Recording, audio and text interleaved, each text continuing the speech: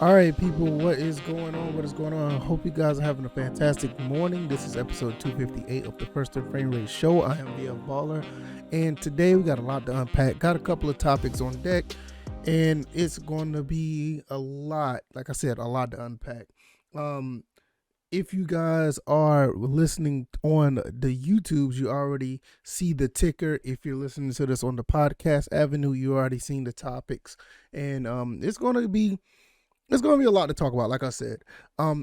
Before I get started, I want to thank you guys on the YouTube side of things. I've just made over 1,000 subscribers. When I changed the format to talking about Atlanta Falcons and Georgia Southern football, I didn't think this was going to be the case. I didn't know that people were going to actually watch, and the response has been great. I mean, the channel has been growing pretty well throughout the entire 2021, and right when we get into 2022, we make that milestone to 1,000 subs, and we're going to keep pushing for many more. But it all starts with you guys. You the ones that make this go, and I really, really appreciate it. And with that being said, if you like the content, if you are interested in this content, hit the like button, share this, and subscribe to the channel if you haven't already. If this is your first time here, welcome. If this is your first time listening to this on the podcast side, go ahead and give me a pretty good rating on the podcast avenue, and also share this with your friends, especially if you are an Atlanta Falcons or Georgia Southern Eagles fan. You know, we like to talk about those two topics here and everything under that umbrella. We do dibble and dabble in other teams or whatever the case may be. And we just talk about the teams throughout the Sun Belt, the college football, also the NFC South and the NFL. So we get into all of that. But let's talk about these topics right here on hand. We're going to talk about Calvin Ridley first, because Calvin Ridley has been missing in action ever since, like, I think it was like right before or right after he made the announcement after the Panthers game, I think, when we lost that game. I can't remember. Walked away because of, he said he cited mental health issues, and I'm not the one to really get into all of that, because I'm not nowhere near expert into that. But he hasn't been really, I don't even think he's been around the facility, let alone been on the team ever since that happened. Well, with that being said, we're looking at a situation now where the season is almost in, and we still have to play the Saints. And there's already been talks about what to do with Calvin Ridley. And if you already seen the titles or whatever, you got my answer. If you thought what we should do with him, I think the Falcons should go ahead and get rid of him. I think that should be the case. And there's no other way around that when it comes to the Falcons, in my opinion. They got to pay him $11 million next year, and if they cut him, that's going to be a lot of money they're going to be paying. I think Calvin Ridley's going to be in a situation similar to the Julio Jones situation. If we trade him, we need to find a team that's going to actually take that salary as well. I believe in Terry Fontenot. I think that's going to happen. I shouldn't have a problem. I mean, well, they shouldn't have a problem with doing that. First and foremost, Calvin Ridley is younger, so he has more of an upside to what he could possibly do for a team. And he's shown that he could be a pretty good receiver. I don't think he's going to be sitting out with injuries like Julio Jones has. I think at the end of the day, I think the Falcons won that trade, but that's a whole nother story for another day. I just think the Falcons should go ahead and try to get maybe I say a first. No, I'll take that back. Let me take that back. A second, maybe a first. But I think the second round is ideal. That'll give us 3 second-round picks for the upcoming draft. I think that's pretty good value at that spot. If we do get a first, I will be shocked if we can get a first out of this. Like I said, I just think that the whole situation and the way this team played this year, going 7. Well, I don't know the final, standings, because we still got a game to play. But winning 7 games, possibly 8. They showed that they can actually play without Calvin Ridley. A lot of people may feel that we still need him, and I agree. I mean, I think we do. We need that talent on the field, but if he don't want to be here, I'm just going to give you the same notion that I gave with Julio Jones. I'm not going to hold on or try to hold on to somebody who don't want to be here. And I'm getting that sentiments with the Calvin Ridley situation. We don't know how he feels or what the case may be. Haven't heard anything public or heard any statements from him. But, Julio Jones easily said that, he's out of there. He said that on Undisputed. So I feel that Calvin Ridley may feel the same way. Even though if he don't feel that way, I just feel as an organization, the Falcons may want to just try to part ways with him and send him somewhere else that he may feel like he need a fresh start. And with the salary cap situation we have, getting that $11 million off the cap, getting that put that back on the salary cap so we can have more money to spend is really enticing right now. Yes, we do need receivers, and we'll talk about that down the road as far as drafting and or picking up a couple in free agency, and we'll talk about that then. But I think this is a good move for the Falcons. The Falcons should go ahead and move him, and you just don't know how this is going to play out if he does decide to come back. I mean, will he be the same? Will he have that same feeling again where he wants to walk off and don't play for the rest of the season? Will it, citing, mental health issues once again? I don't think you want to take that risk because you get in a situation when you're in the situation twice, you're going to be looking around like, okay, this is not sustainable business wise. So with that being said, I feel that the Falcons just go ahead and just move him. Go ahead and see if you could trade him to a team that's willing to take on the salary. I mean, $11 million for Calvin Ridley in his last year of the season, or last year of this contract is not.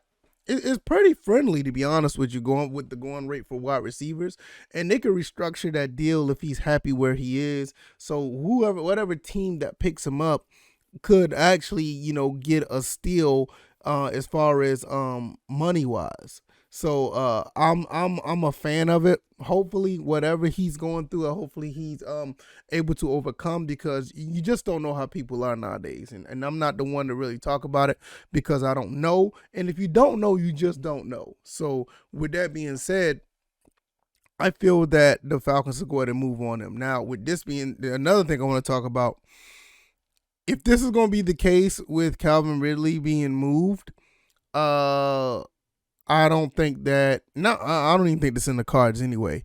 But you can probably kiss the Matt Ryan situation possibly being moved goodbye. I highly doubt that they'll try to get rid of Calvin Ridley and turn right back around and try to do a Matt Ryan trade or whatever the case. I just don't see that. That will be. I think that'll be counterproductive to what they're doing. And as far as the Matt Ryan situation goes, the worst thing that could have happened for anybody who wants Matt Ryan gone is for them to win this many games. For them to win this many games with this roster and everything that's going on with this team, nobody's really at fault at what happened. You can't point the blame at anybody that's going with what is going on with this team. This team overachieved overall. I mean, we had high expectations. I had high expectations. I thought they could win at least 9 to 10 games.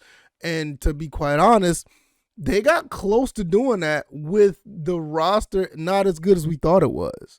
So that's one of the worst things that could have happened for them to win 7, possibly 8 games.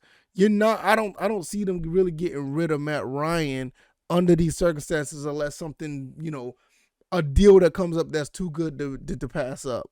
And a lot of people rumbling about the Steelers or whatever. I'm not sure if the Steelers would do it. And I don't want to go too far down this rabbit hole, but I don't think the Steelers would do it because they're probably going unless they can't find a quarterback that's really going to be the quarterback of the future. Matt Ryan could be a stopgap if that was the case, but I just don't see it happen, especially with this Calvin Ridley thing going on. I don't see them offloading Calvin Ridley to another team and turn right back around and try to do Matt Ryan. And Matt Ryan's salary, I don't know. It could be done. Stranger things have happened, but I don't see them picking up a $45-50 million salary. And even if they did, the money's going to be going to Atlanta, and then we're going to be in purgatory with that money that we have to pay.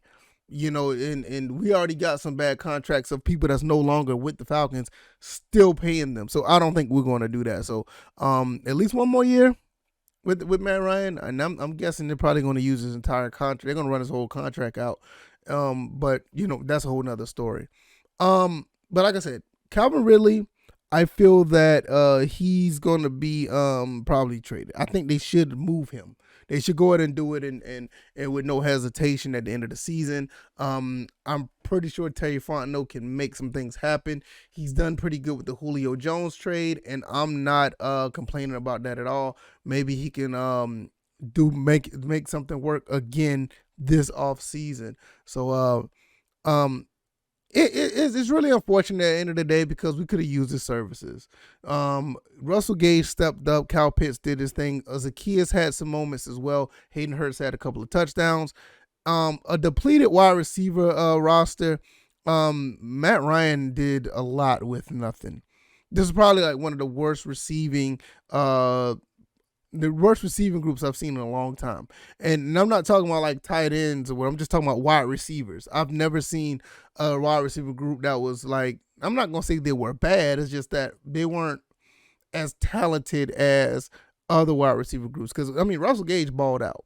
Zacchaeus tried to do the best he could as well. Tajee Sharp tried to play as well. But I don't think the talent level, you just didn't see it. I mean, we basically played with a bunch of number 3s. I think Russell Gage was a 2-ish 3, 3 going on 2, number 2 wide receiver. So, and even with Calvin Ridley never tried to take on the role as a wide receiver 1. So, I just don't see it. So I'm just looking at the entire situation where we just had a bunch of 2s and 3s out there, mostly just 3s and 4s out there playing, and Matt Ryan made something happen with all of that. Shout out to the Kyle Pitts of the world, or Kyle Pitts himself. Actually was able to eclipse 1,000 yards receiving. I mean, what can you say about that? That was just amazing the way he did that, and it's pretty cool that for a rookie to exceed those to that plateau. That's pretty cool. And before I get into the Dillon Springer thing, I didn't even talk about the Georgia Southern side of things. Before I get into Dillon Springer, did y'all see that column or that article by D. Orlando Ledbetter of AJC? I mean, why would you take a shot at Kyle Pitts like that? I'm not even going to talk about the article. Personally, I don't think it shouldn't get as much time as it did now. But he's basically saying that, the fact that Kyle Pitts is playing 17 games, it doesn't matter what he did against Mike Ditka's record when he played 14. Why would you do that to your own, your local team? Why would you write stuff like that? I just don't get it. It's just not just in Atlanta. There's a lot of other sports towns that do this. That just talk down to their teams for some unknown reason.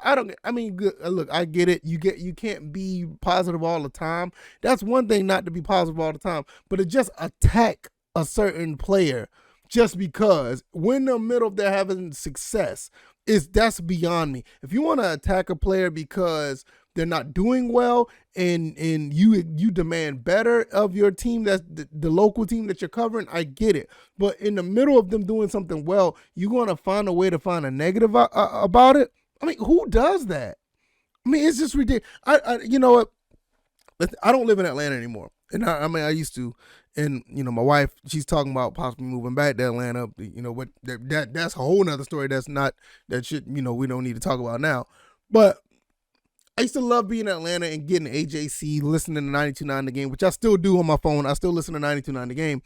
I love listening to Atlanta sports. That's just my thing, even though I'm not a Hawks fan. But let's not talk about that. I never seen anybody throughout this entire time, even though have some pundits on the radio show that goes against the grain. But I've never seen nobody, and it's not an attack on Orlando Ledbetter. It's not an attack on him. I'm not trying to attack, but I've never seen nobody, even all the times I've been in Atlanta, I've never seen nobody to go after a team like that or after a player. Maybe I'm wrong. Maybe you guys know, but from where I look at it, it's good to be criticizing. It's good to talk down on the team when they're not doing good, but in the middle of them doing something positive, I just don't get it. To me, it's unbelievable. I just don't know. But enough of that. I don't want to talk about that anymore. But nevertheless, If you like this content, hit that like button. If you're on the YouTubes, if you're on the podcast avenues, go ahead and hit those stars. Give me a high star. Give me a good rating over there. Let people know what I'm doing over here. Subscribe to the channel if you're on YouTube. Subscribe on the podcast avenue if you are able to. Just hit that button.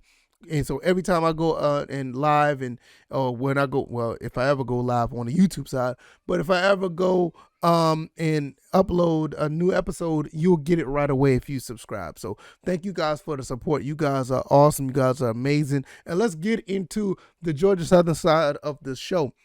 Linebacker Dillon Springer. Is it linebacker or is it defensive lineman?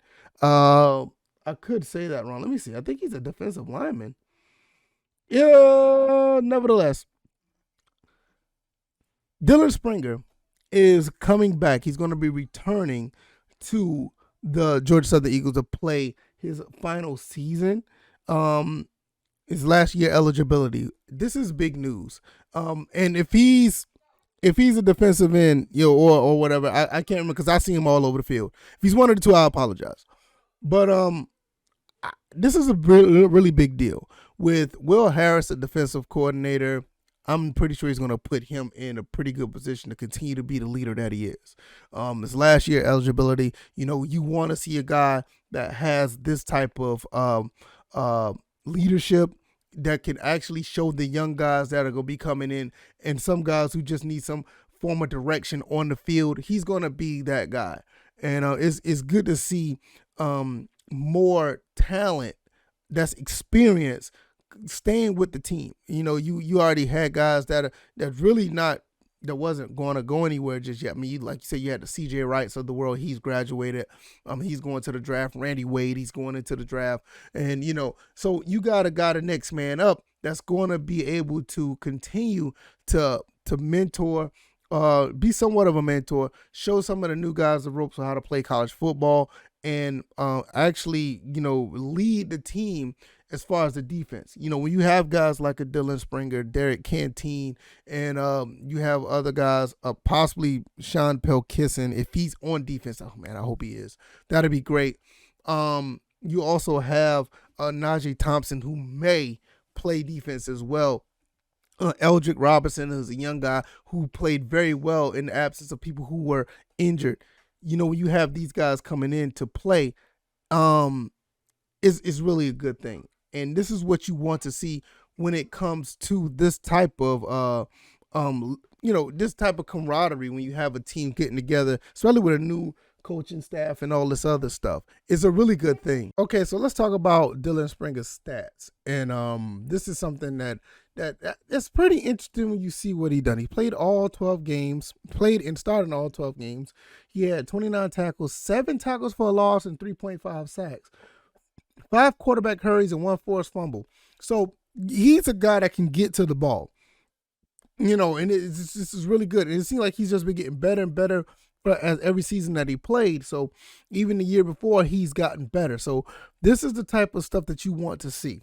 This is exactly what you want to see when it comes to a player that is coming back to a team that knows how to get to the football, who knows how to tackle, who knows how to get in the backfield. So when you're looking at stuff like this and you got other players coming, we got a lot of outside linebackers coming. A lot of defense have been picked up throughout this recruiting class that we discussed on the signing day show.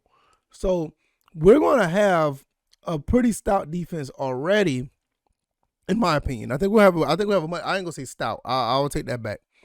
We have a better defense than we did last year, and for him to come back is just going to be more of a an asset. It's going to be a really big deal to have somebody of this caliber, of somebody with this type of leadership coming back in to play.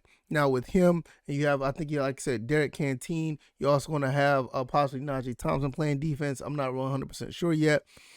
With those 3 guys up front, or I can say up front, those 3 guys in the forefront of the defense, and you possibly, I'll say this again, Sean Pelkisson should play defense, and I think he'll be really good for the defense. You have a guy like him, And you got these other guys that are coming in that I've seen these recruits, and some guys are going to be stepping up that we may not even know right now. I think we're going to have a pretty decent defense. And then, like I said, I don't want to talk about the recruits that are coming in so far. The Mark Stampleys, and you got the Ashton Whitners. I'm going to tell you something right now. I don't want to talk about them too much. Those two guys look like they can play right away. And I'm dead set. I think Mark Stampley, I think Ashton Whitner could play right away. They just look that good. It just seems that way. So with Dillon Springer going to be coming back, and they can feed off him finding out, okay, what to look out for here, what to look out for, even though they don't play in the secondary, like they play in the secondary, he plays linebacker, you're still going to have that type of leadership that they're going to be trying to get information from. So that's always a good thing to have when you're looking into a defense. It starts from the inside out. It starts from the trenches on back, and in some cases, it starts with the leadership at the linebacker position. And like I said, I don't want to be the one that says this. I don't know. I think Dillon Springer plays linebacker. I don't want to be the guy to say he does it because I can't remember. I just remember him playing a lot of positions. So, like I said, he can play linebacker. He play on defensive line. Wherever he plays, it's still going to be a good thing for the Georgia Southern Eagles. Man, let me tell you something. I cannot wait to signing day next month. I cannot wait until spring practice start. I can't wait till the spring game starts. I'm definitely going to be going into as much of their functions as possible. I'm trying to get to all of them because I really want to see what they do, and it's going to be really, really interesting to see. I definitely cannot wait to see how that plays out. That's pretty much it for this show. I know I had a lot to unpack there with the Calvin Ridley thing, and also with Dillon Springer. I didn't have much to say on the Dillon Springer situation. I'm just happy that he's coming back. But really, there's not much moving in the world of Georgia Southern football right now. And I guess that's a good thing. No news is good news most of the time. But I just can't wait to see what extra recruits that we're getting. I know we had a couple of tight ends that was recruited. But like I said, we're committed, and we also have the quarterback that just got an offer. And I think I just saw over the wire that we had another.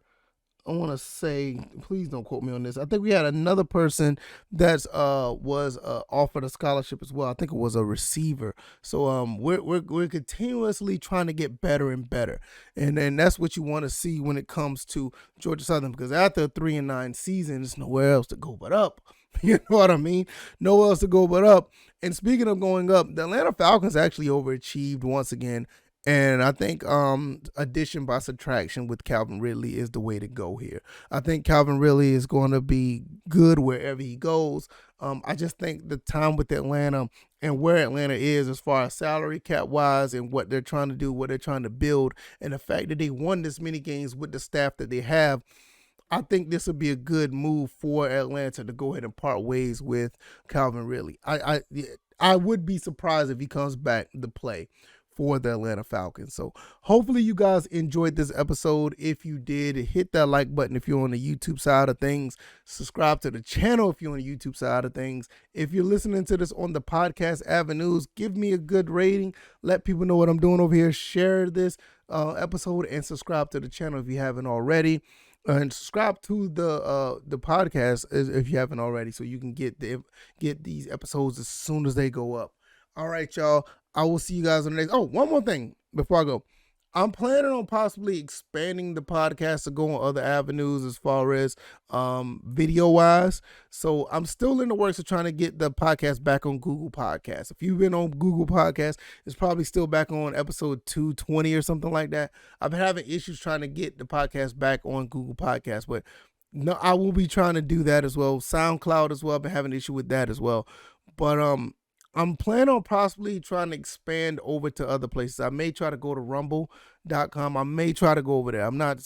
I have to see what they're all hitting on so far, but a lot of people are moving over to Rumble. Seems like it's a pretty good compliment to YouTube. So I'll be looking into that as well. But all right, y'all. That's pretty much it. I will see you guys on the next one, which is tomorrow morning. And for episode 259. And you guys take it easy. You guys be blessed. Please be safe. Thank you guys once again for 1,000 subs on YouTube. And We're going to try to get to the next feat, which is 1,500. We'll see how that goes. All right, y'all. Y'all be blessed. Take it easy. Peace.